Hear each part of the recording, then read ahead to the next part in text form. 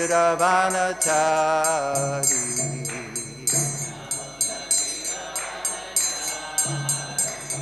Jaya Radha Madhava Kunja Bihari Gopi Jana Vallabha Girivardhari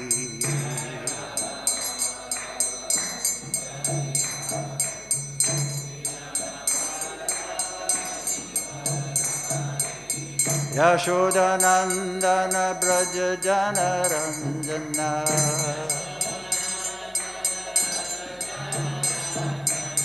Yamunatiravanachari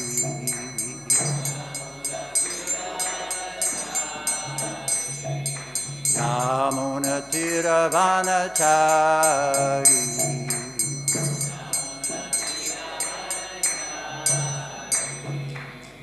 Jayam Vishnupad Paramahamsa Parivajacharya Asatoktasara Srimad Bhaktivedanta Swami Srila Prabhupada Ki Jai Jayam Vishnupad Paramahamsa Parivajacharya Asatoktasara Srimad Bhakti Siddhanta Saraswati Goswami Prabhupada Ki Jai Ananta Koti Vaishnavinda Ki Jai Namacharya Sriharidās Thakur Ki Jai Prem Sikahon Sri Krishna Chaitanya Prabhu Nityananda, Shri Advaita Gadadhar, Shri Vasari Gaur Bhaktivinoda Ki Jai. Sisi Radha Krishna Gopinath Shyama Kunda, Radha Kunda, Giri Govardhan Ki Jai. Sri Vrindavan Dham Ki Jai. Mayapur Navadvip Dham Ki Jai. Srimad Bhagavatam Katha Ki Jai. Samaveta Bhaktivinoda Ki Jai. Go Premanandi. All glories to the assembled devotees. All glories to the assembled devotees. All glories to the assembled devotees. All glories to Srila Prabhupada.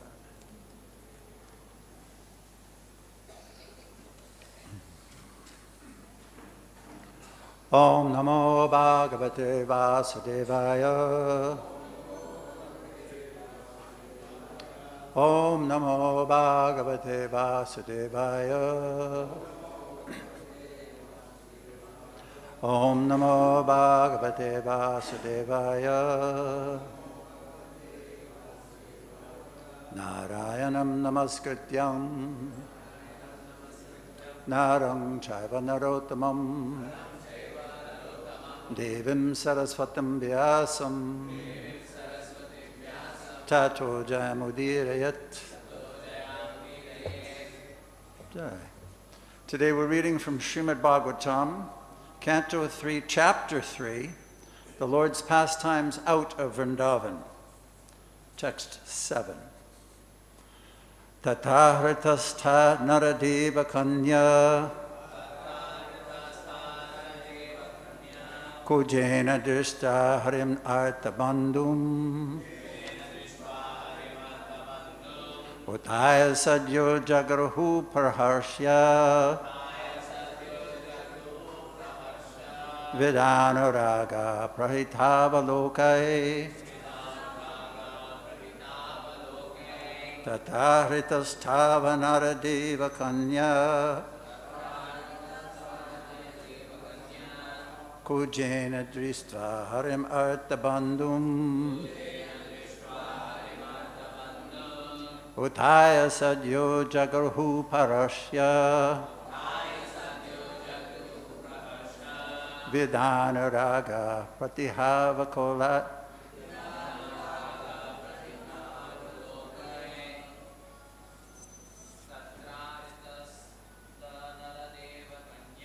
tatrāhṛtās nara-deva-kanyāḥ kujena dṛṣṭvā harim āta-bandhum utthāya sadyo jagṛhuḥ praharṣa vrīḍānurāga-prahitāvalokaiḥ tatrāhṛtās nara-deva-kanyāḥ kujena dṛṣṭvā harim āta-bandhum utthāya sadyo jagṛhuḥ praharṣa vrīḍānurāga-prahitāvalokaiḥ tatrāhṛtās nara-deva-kanyāḥ kujena dṛṣṭvā harim ārta-bandhum utthāya sadyo jagṛhuḥ praharṣa vrīḍānurāga-prahitāvalokaiḥ. Ladies. tatrāhṛtās nara-deva-kanyāḥ kujena dṛṣṭvā harim āta-bandhum utthāya sadyo jagṛhuḥ praharṣa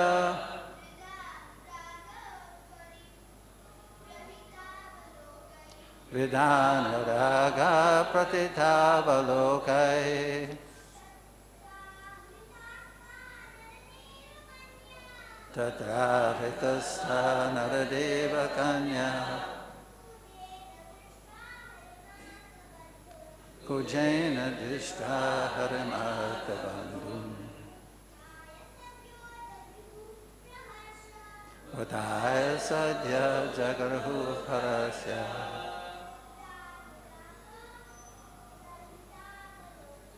vrīḍānurāga-prahitāvalokaiḥ. Tatra, inside the house of Narakāsura, āhṛtāḥ, kidnapped, taha, all those, nara-deva-kanyāḥ, daughters of many kings, kujena, by the demon, dṛṣṭvā, by seeing, harim, the Lord, ārta-bandhum, the friend of the distressed, utthāya, at once got up, sadyaḥ, then and there, jagṛhuḥ, accepted, praharṣa, joyfully, vrīḍa, shyness, anurāga, attachment, prahita-avalokaiḥ, by eager glances. Translation. There, in the house of the demon, all the princesses kidnapped by Narakāsura at once became alert upon seeing the Lord, the friend of the distressed. They looked upon him with eagerness, joy, and shyness, and offered to be his wives. Please repeat. There in the house of the demon, all the princesses kidnapped by Narakāsura at once became alert upon seeing the Lord, the friend of the distressed. They looked upon him with eagerness, joy, and shyness, and offered to be his wives. Purport by Srila Prabhupada. Narakāsura kidnapped many daughters of great kings and kept them imprisoned in his palace. When he was killed by the Lord, and the Lord entered the house of that demon, all the princesses were enlivened with joy and offered to become his wives, because the Lord is the only friend of the distressed. Unless the Lord accepted them, there would be no chance of their being married, because the demon kidnapped them from their father's custody, and therefore no one would agree to marry them. According to Vedic society, girls are transferred from the custody of the father to the custody of the husband.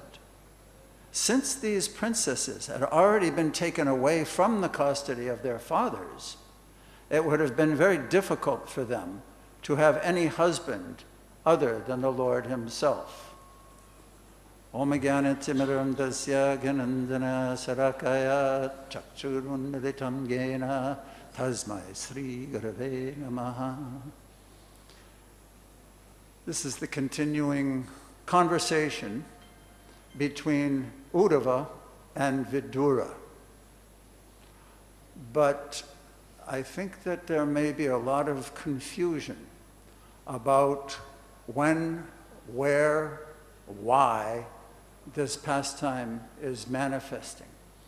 Srimad Bhagavatam is not a linear book or story with a beginning and then just it goes straight through in a timeline from past to present to future. Within the book itself, there are many transitions to different pastimes in the past, predictions in the future.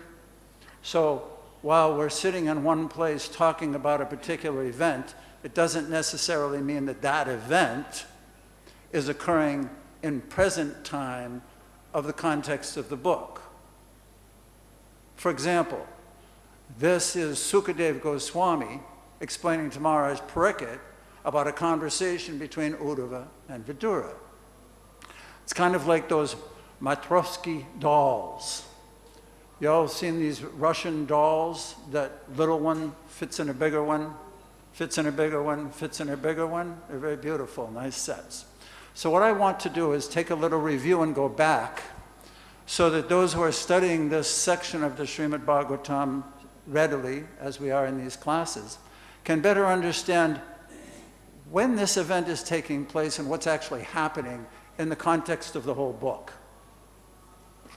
So we'll start with the biggest doll, which is the Maharaj Pariksit Sukadeva Goswami story. So let's go back to the first canto. We go back to the time when Maharaj Pariksit appeared. I think everybody knows the story, that when he was in the womb of his mother Uttara, Asvatthama, in order to annihilate the final heir to the throne of the Kurus through a Brahmastra weapon at Uttara's womb, trying to kill the baby, who was Pariksit within the womb. And he was saved by the Lord so that he would become an heir to the throne, which indeed he did. So this is right at the end of the Battle of Kurukshetra. Then Maharaj Pariksit was, then Yudhisthira was enthroned just at the end of that Battle of Kurukshetra. Does anyone know how long Maharaj Yudhisthira reigned as king of the world, emperor of the world? He was king for 30 years. Then, if you remember, what happened was that Arjuna had gone to Dwarka, and then he came back with news that the Lord had left and completed his earthly pastimes. And shortly thereafter, the Pandavas enthroned Maharaj Pariksit, who is now, how old? 30, because Maharaj Yudhisthira had reigned for 30 years. So he was approximately 30 years old. So he became king. Does anyone know how long Maharaj Pariksit lasted as the emperor of the world before he was cursed? 60 years. So he was actually how old when he got cursed? Very good. He was 90 years old. And he's sitting there with Sukadeva Goswami, who's how old? 16. Exactly. Correct. So this is our one doll. And we have Maharaj Pariksit hearing from Sukadeva Goswami. He's been cursed to die in a week. He's emperor of the world. We can't even imagine that kind of opulence, power, facilities, his whole life. He was brought up in the Kuru dynasty and had maidservants and armies and all kinds of palace conveniences. And he was cursed to die in a week.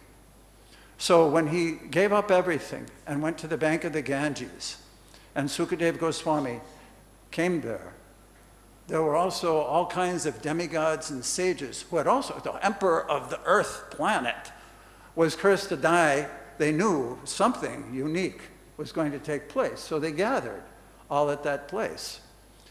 And indeed, when Sukadeva Goswami walked into that assembly, just by his features, everyone could understand, whoa, this person is special.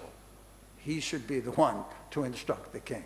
Because before that, everybody had some different ideas about what the king should do to perfect his life in a week. And the first question Maharaj Pariksit asked Sukadeva Goswami after offering his respects was that what is the prime duty of a human being, and especially what is the prime duty of one who's about to die, because I'm in this circumstance. And Maharaj Pariksit, Sukadeva Goswami, answered, Ante Narayana Smriti, that the prime duty of anyone who's about to die is to remember the Lord. Ante means after. Narayan, Smriti, remember. Remember the Lord. Then if you remember what happened was that Sukadeva Goswami, in order to teach Maharaj Pariksit how to attain that state of mind, began to describe the universal form of the Lord, the first step in God realization of the second canto. And he described how one has to come to the point where he can see everything, like the trees and the grass and everything is the hair of the Lord, and the stones and the mountains is his bones, etc., etc. Then he went deeper, and he explained how to see the Lord as Paramatma in every living entity's heart, and within one's own heart. So he went deeper. Then he explained the cause of all causes, Bhagavan. So basically he taught kind of Brahman, Paramatma, Brahmiti, Paramatmiti, Bhagavaniti, Sabdyati. He went deeper and deeper. After he had instructed Maharaj Pariksit in this way, he paused. And chapter 8 in the second canto of the Srimad Bhagavatam is a crux chapter, because in that chapter, Maharaj Pariksit starts to ask Sukadeva Goswami for more detail. You've told me these things, which are general understanding. Please explain some of these details. So let me read just a few of the verses, because it's a whole chapter. Anyone who really wants to understand how this transformation of Srimad Bhagavatam manifests at this point should read chapter 8 a little more carefully. But here are some of the questions that Maharaj Pariksit is asking Sukadeva after he had already heard about the universal form, the Lord in the heart, and the cause of all causes, Bhagavan. O learned Brahmin, it was formerly explained that all the planets in the universe with their respective governors are situated in the different parts of the gigantic body of the Virat Purusha. I have also heard that the different planetary systems are supposed to be in the gigantic body of the Virat Purusha. But what is their actual position?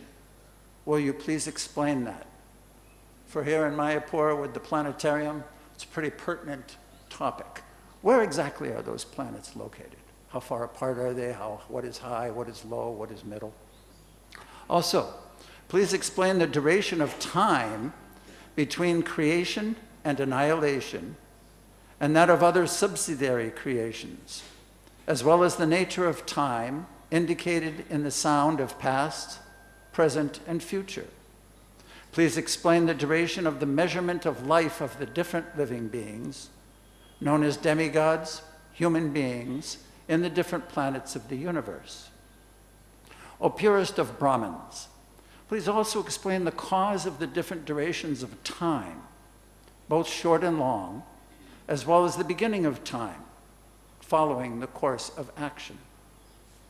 Then again, kindly describe how the proportionate accumulation of the reactions resulting from different modes of material nature act upon the desiring living being, promoting or degrading him among different species of life, beginning from the demigods down to the most insignificant creatures.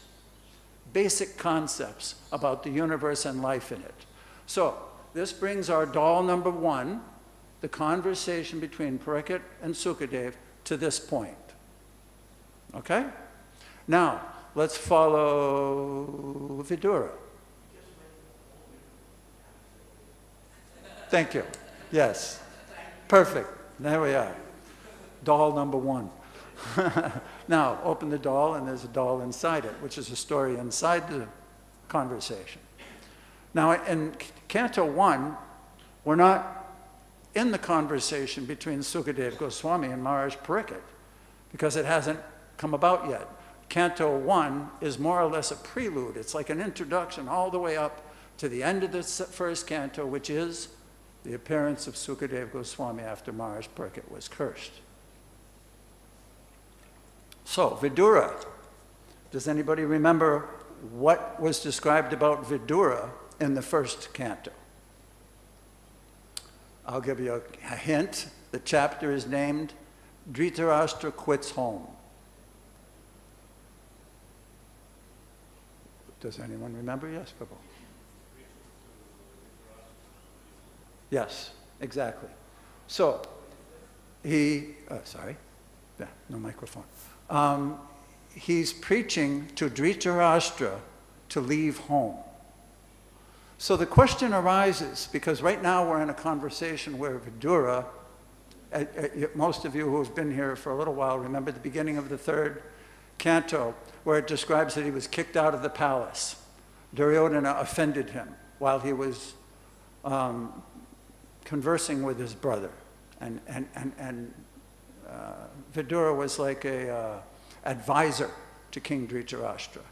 And Duryodhana became furious upon hearing some of the things that he was saying about the Pandavas, blasphemed him, criticized him, and Vidura put down his bow and left.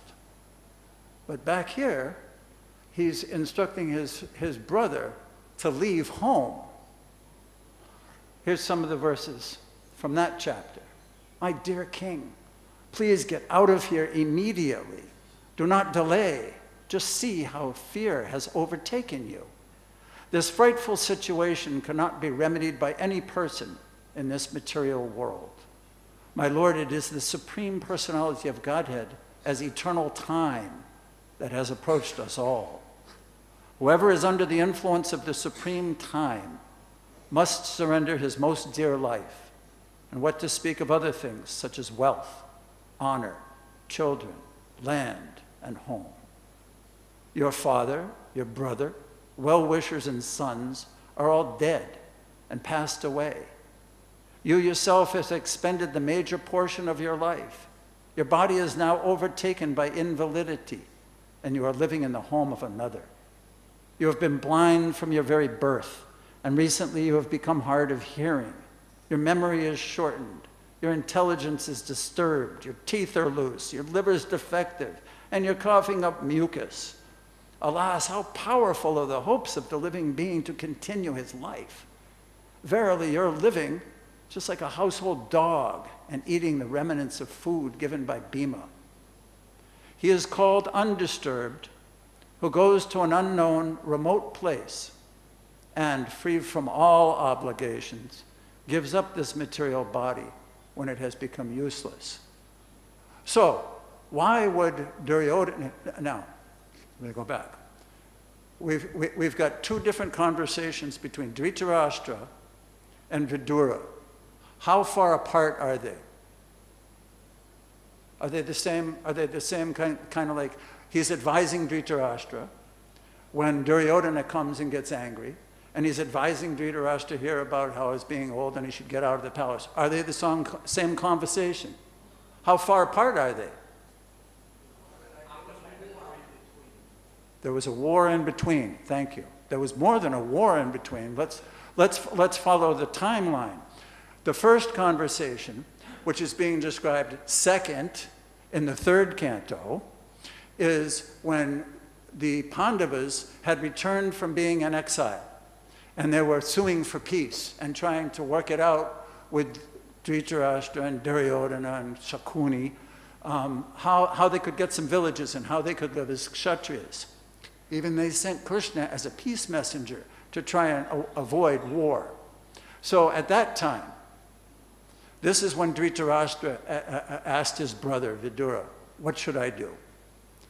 And Vidura explained to him that you're maintaining offense personified. You should get rid of him, you should stop this, and you should give Yudhisthira his rightful heir. When Duryodhana heard that, he walked in at the time they were having this conversation, and he said, who is this nonsense son of a mistress? Because he wasn't the son of a queen, he was the son of one of the servants. He's a nonsense. You shouldn't listen to him. And indeed, when he criticized him like that, that's when Vidura dropped his bow and went out on pilgrimage. Now, we're at the end of Yudhisthira's reign, because Krishna has left. So we're talking 30 years later, when Vidura, he is talking right now with Uddhava. Now let's, okay, second doll, Vidura. Now he's here talking with Uddhava. Let's go back with Uddhava and open up the doll and take the next one out. Now who is Uddhava and how did he end up where he is, talking with Vidura on the banks of the Jamuna? So, of course, we know that Uddhava is Krishna's very dear cousin brother. I mean, they're like, they even looked alike. Remember when he went to Vrindavan, the gopis thought he was Krishna when he got off the chariot. He would look so close because he was his cousin. So Krishna lived in Vrindavan for how many years before he went to Mathura? 11 and a half. So Vidura, Uddhava and Krishna more or less met when Krishna was 11 and a half, 12 years old, when he moved to Mathura, killed Kamsa, and stayed there. And Uddhava and Krishna became, there's no closer relationship between Krishna and anyone outside of Braj than Uddhava. This is described in the Srimad Bhagavatam by Sanatana Goswami. Uddhava is the topmost devotee outside of Vrindavan. And indeed, this chapter is titled, The Pastimes of the Lord Outside Vrindavan. So, Uddhava lived his whole life in Dwarka, advising Krishna, with him, so intimate that he even sent him as his messenger to his most dear friends, mother, father, gopis, cowherd boys. But at the end of Krishna's manifest pastimes, what happened was that he was considering how this Yadu dynasty will leave. No one can defeat the Yadus. They're my expansions. They're my personal associates. So he arranged that they would fight amongst themselves. And in order to do that, he arranged that they went on a picnic to Prabhas Kshetra, which is just south of Dwarka, on the coast. And while they were there, they all got intoxicated by drinking some honey wine and rice wine and fought amongst themselves and ultimately annihilated the Yadu dynasty, the Vrishni dynasty. Meanwhile, Krishna went and sat under a banyan tree and was contemplating the end of his manifest pastimes when who do you know came by and found him sitting there under that tree? Uddhava. And this is where Krishna instructed Uddhava in the Uddhava Gita, which will be narrated in the 11th canto. While they were speaking, while Krishna was instructing him, Maitreya Muni happened to walk by. Now, if you look in the back of the Panchatattva, next time you do parikrama around them, there's the picture of four-armed Vishnu, Krishna, speaking to Uddhava, and in the background you can see Maitreya, right? So, what happened was that Krishna instructed him that I'm going to leave. I want you, Uddhava, to go to Badrika Ashram and bring this message of my teachings that I've taught you to Narayan Rishi and the deities and sages in Badrika Ashram. So Uddhava started to walk from Prabhas Kshetra, which is on the west coast of India, and he's going up toward east? Northeast, okay. But he's coming up towards Delhi, and then he's going to go up into the Himalayas, up to Badrika Ashram. On the way of his travels, along the banks of the Jamuna, because there was no buses and trucks and cars and roads, people used to pass on the side of the banks of the river. So he's following that, and he meets Vidura. Vidura is on pilgrimage for the last 30 years, since he got kicked out of the palace and criticized by Duryodhana. So they meet, and Vidura is asking these questions. Now, so we've got the doll of the Maharaj Pariksit Sukadeva Goswami, then we've got Vidura, and then we've got Uddhava. So, and we also have those chapter 8, which were the questions asked by Maharaj Pariksit. Now, when immediately after chapter 8 in the second canto, when he asks all about the universe and the creation, Sukadeva Goswami described him, I think you read it not long ago if you've been here as a regular listener to this part of the Srimad Bhagavatam. He described how Lord Brahma appeared in the universe all alone, performed austerities and penances, actually to the point where Krishna himself manifested him before him, which is the Brahma Samhita, and instructed him in the Shloki, the 4 primary verses of Srimad Bhagavatam. And then he stopped. So the third canto begins with this statement. Sukadeva Goswami said, after renouncing his prosperous home and entering the forest, King Vidura, the great devotee, asked this question of His Grace Maitreya Rishi. What question? What question? He just finished talking about Lord Brahma and the whole Shloki, most important verses of the Srimad Bhagavatam, and then it's almost like he's switching topics, but he's not. What question is he talking about? Can anybody help us? Does anybody have any idea what question? He said, this question was previously asked. What question? Chapter 8. No, chapter 8. The questions that Maharaj Pariksit had just previously asked about the universe, time, the duration of the living entity's life.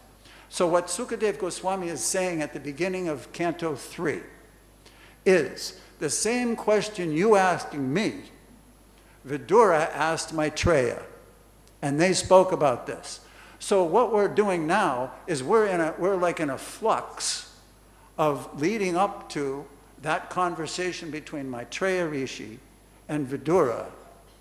Prior to that, Uddhava is speaking. Now, Uddhava came from Prabhas after hearing the instructions of the Lord, met Vidura, and at the end of their conversation, which is coming up at the end of this chapter, Vidura will ask him, my Lord, please, instruct me further, more deeply. Uddhava says, I can't do that. I've been instructed to go by the Lord to Badrika Ashram. But Maitreya Rishi was sitting right next to me when the Lord instructed me, you go to him, meet him in Hardwar, and he'll instruct you on these topics. So Uddhava will leave, he'll go to Badrika Ashram, Vidura will leave, go north to Hardwar, and meet Maitreya. The whole rest of the third canto and fourth canto will be the discussions between Vidura and Maitreya about those topics in chapter 8. And that's where we are. And that's all the different dolls. Now they're a set. And everybody knows where and when we're here. Now, Uddhava. Now what happens is that when we understand the backstory and we understand why, where, when, and why a person is in a particular circumstance, it helps us to better understand why they're speaking what they're saying, their mood, their intention. In rasa, the atmosphere is very important. Just like on the Sarat moon, Sarat season, when the full moon rises in Vrindavan, and the river is flowing, and the fragrance of the flowers is in the air. It's cool because it's in the autumn season. And Krishna is standing on the banks of the of the Jamuna. Some swans are there. The moon is slightly starting to come up. The sun is setting its full moon. It's described in the very first chapter of 29, the very first verse of chapter 29, the rasa dance. This atmosphere, It's just an example I'm giving of how an atmosphere creates a particular mood in a person. So in order to understand these verses by Uddhava, let's try to analyze where he's coming from.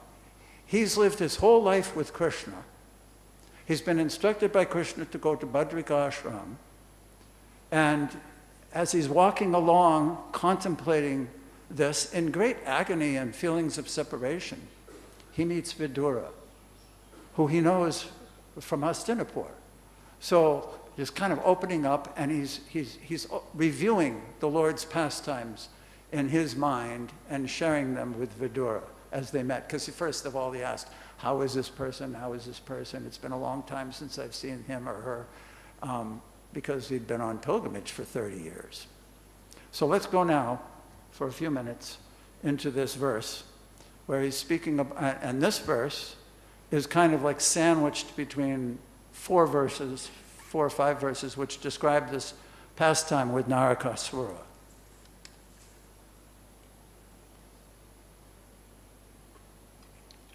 Who we heard yesterday is actually the son of Mother Earth. After Varahadev saved the earth and brought the earth back up to its normal position, Adi Varaha went to Vishramghat in Mathura and sat there with Mother Bhumi and spoke the Adi Varaha Purana. Years ago, when I was doing research about Vrindavan and Mathura, this is one of the core Vedic scriptures which describe the glories of Mathura. Mathura is so dear to Krishna. So Adi Varaha is explaining to Mother Bhumi all about the glories of this chakra, of this lotus area. So he glanced at her. They didn't have conjugal relations. But when he glanced upon her, just as Mahavishnu impregnates by glancing, he impregnated her, and thus Narakāsura was born. But we heard that due to his bad association, he became demoniac. But it's all kind of like a part of a lila. So, let's read about what happens.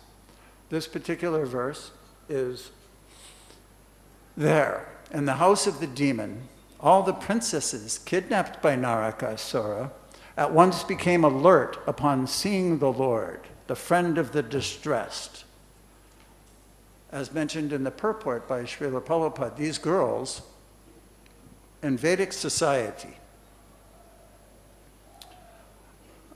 if a girl is not properly protected and kept pure, in Vedic culture, thousands of years ago, she would never be accepted by anyone else. You all remember, most of you probably know the stories of the Mahabharata and Bhishma, when he took Amba, Ambalika, and Ambika, and she had given herself, one of them, Amba, had given herself, her mind, to one of the other kings, and when Bhishma brought her back to his brother, then she explained that I've already given my heart to this other king, prince. And they said, okay, you go back to him. But when she showed up at the palace, no, I'll not accept you. You go. You've been with another man. Although there was no relationship or anything, but still, she was considered unacceptable. So all these 16,100 girls had no future for marriage. They're princesses, they're born of kings that had been defeated by Narakāsura, so they're in distress. And the Lord is the friend of the distressed. But then this is really a nice description by Uddhava. They looked upon him with eagerness. The words are also interesting for those who've studied rasa. Let's see, eagerness. Attachment, it says. Anurāga, vrīḍa, praharta-avalokaiḥ, and praharṣa. Eagerness, joy, and shyness. So this is a blend. One of the things that's so wonderful about our Goswamis, Rupa Goswami, Vishwanath Chakravarti Thakur, Jiva Goswami, it's amazing when you read their books about how in tune they are with the very intimate feelings of one's heart. Even Lord Chaitanya, of course, he's the perfect example of accepting the mood and effulgence of Srimati Radharani, who is the foremost lover of Krishna, and because he wanted to understand her mood. It's described very nicely that just like the moon in the night comes up and shines on the champak tree, no one can see how the rays of the moon are opening the petals of the flower, right? But slowly, slowly, slowly, the flower opens. So when the flower opens, one can see the entire essence of that flower. And bees can come and stick their nose in there and the fragrance comes out. So in the same way, Lord Chaitanya wanted to understand the inner mood, the deep moods and sentiments of Srimati Radharani. These queens are expansions of Srimati Radharani, and Krishna, in the form of Vasudeva Krishna, is an expansion of Krishna. So basically, these are eternal associates seeing one another and meeting them. They're in great distress because of their situation in the present day, and he's just had a fight and he's just killed Narakāsura. So chances are he's in this like kshatriya, heavy kshatriya mood. He's decked out, he's got weapons, perhaps there was some blood here and there on him, and he walks into the palace after killing their kidnapper, and they see this person that no one can compare to, and immediately they're joyful, they're shy, they're eager, and they want to be his wives. All these emotions are like swimming in each one of them. Imagine the scene. He's looking at all these girls, 16,100. And that moment is so beautiful a meditation. Fortunately, I got to give class for the last few days. It was a pleasure to just try to understand what's going on between them. And then I read a little ahead. I don't want to explain what's going to happen because that's future speakers. But ultimately what happens is that when he brings them back to Dwarka, he calls an astrologer and he says, what would be the best time for me to marry these girls? And he says, right now. He does his calculus. He says, right now. Boom. So immediately upon coming back to Dwarka, boom, they all got palaces. They all got everything. That will be there for the future. So our verse today. There in the house of the demon, all the princesses kidnapped by Narakāsura at once became alert upon seeing the Lord, the friend of the distressed. They looked upon him with eagerness, joy, and shyness, and offered to be his wives. Any questions or comments? Yes, Ramaswar Prabhu. Thank you. You are a transcendental historian of the Bhagavatam. I mean, can we all? Oh, thank you very much. That was quite a journey you took us on. Thank you. I had a question about yesterday's verse. The Asura was trying to capture the entire air or sky. Yes, right. He tried to grasp I didn't the whole quite sky. understand what he was after. Do you have any insights? Whoa. I don't mean to put you on the spot. Fine, it's just fine. not clarified. Yeah, it's great that you caught that. It's a wonderful detail. It would be nice to look up some of the commentaries. Don't have them handy. It would almost seem that he's like Hiranyakasipu was in being the ultimate materialist who wants to own it all. you know, he's defeating people. He's super powerful. He knows who he is. He's the son of the Lord and the son of Mother Earth, and he's just no restrictions whatsoever. That would be my closest. If you do look it up, my speculation. Yes. He's trying to control the space of interplanetary travel and part of his false proprietorship over the universe. Nice. That was just what I was speculating, but I can't present that. It's just a mental speculation. Yes, but still, the concept, I think, must be there that everything's mine. Isn't that described in the Bhagavad Gita as the demoniac nature? That this is mine and I'll get more. I'll defeat my enemies. You know there's interplanetary travel Yes. up until the end of the last yuga. Yeah, so he wants to be like the flight controller of everybody. That's what I was Samapriya, you had something? Can somebody bring her the mic, please? Thanks. Hare Krishna, thank you for that class. On just a very practical level, what the most important thing to all of us in these bodies is what? Without this one thing, we can't live. Breath. Air, right, breath. So that shows if you wanted to be the controller of the air, I see. that means it's just like people nowadays want to be the controller of the seeds and the food. You get what is that thing that human beings are most dependent on? So he wanted to be controller of the air. That means he's the controller of everything. Perhaps that. Nice too. Yes.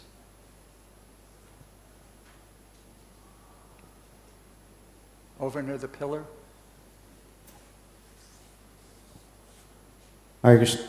Hare Krishna. When you were taking us through the overview of these dolls, as you call them, it somehow came to me that there's also a family connection between Shukadeva Goswami and Maharaj Parikshit, because he's kind of distant, but Shukadeva Goswami is the son of Vyasadeva, and Parikshit Maharaj is son of Abhimanyu, of Arjuna, of Pandu, of Vyasadeva also. Wow. Yeah, never connected that one. Nice, thank you. Yeah. He's like his great-great uncle, although he's Connected by Vyasadeva. so much younger, yeah. Yes, so much younger. Nice. Sure. Thank you very much. Hare Krishna, all glories to Srila Prabhupada.